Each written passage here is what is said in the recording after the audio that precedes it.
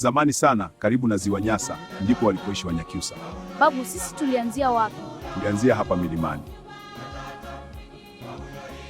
Walikaa Rungwe na Kiela kwa sababu ardhi ilikuwa na rutuba. Kwa nini tulichagua sehemu hii? Kwa sababu ardhi ilikuwa nzuri kwa kulima. Siri yao ilikuwa umoja na kilimo cha pamoja. Umoja ulikuwa wa muhimu, bila umoja hakuna nguvu. Jamii yao ilijengwa kwa koo na ukoo. Koo zilikuwa za nini? Zilituunganisha kama familia moja. Baadhi ya koo za Nyakyusa ni kama Mwaibako, Mwasomola, Mwakyusa, Wakipesile na Mwasuli. Lakini sote ni watu wa Nyakyusa.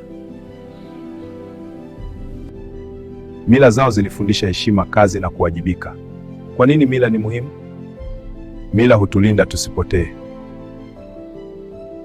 Walipokutana hatari, walilinda ardhi yao kwa msimamo.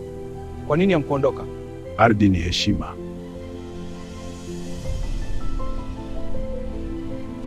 Historia ya Wanyakyusa ni hadithi ya koo, umoja na kulinda asili yao.